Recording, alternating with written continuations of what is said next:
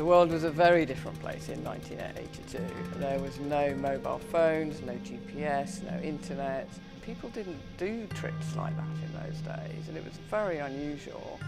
I mean, even for a bloke to ride around the world in those days was pretty unusual, but for a woman to do it, I mean, even for a woman to ride a big bike then was pretty unusual.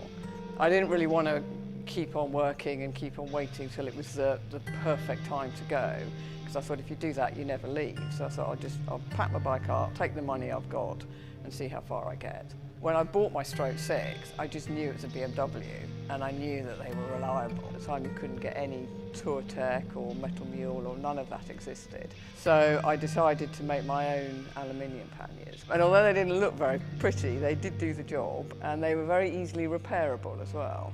I think the overall thing that I learned when I was travelling was that I could deal with anything and I could cope with anything. I think, you don't know the person you are unless you are prepared to test yourself and push yourself and find out. If you're broken down in the middle of a desert, and you've got half a litre of water and you've got nothing for hundreds and hundreds of miles, the buck stops with you. You have to sort it out. You have to find out what's wrong with your bike. And once you've managed to do that once, then you don't kind of worry about it again.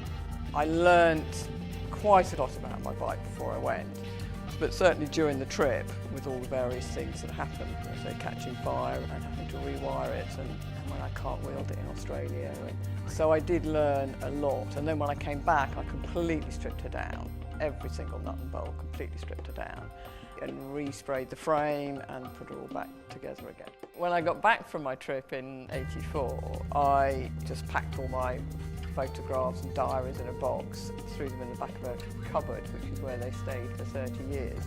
In 1988, I found a derelict water tower and decided I wanted to convert it, turn it into my home. So I spent the next 7 years building. The tower was finished in about 94, 95, and I won 5 architectural awards for it.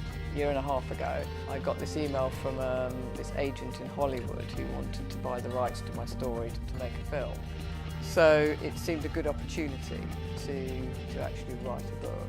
It would be great if my book can inspire people to travel and make people realise that they too can do anything. I always say the hardest thing is actually leaving.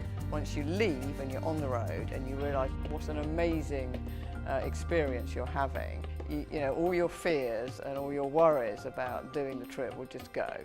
The trip completely changed my life, and I would say it very much made me the person that I am now. I think I will always ride motorbikes. I mean, I was working out the other day, I've actually been riding bikes for over 40 years. But I think I will always ride bikes. I can't imagine the day that I wouldn't be riding a motorbike.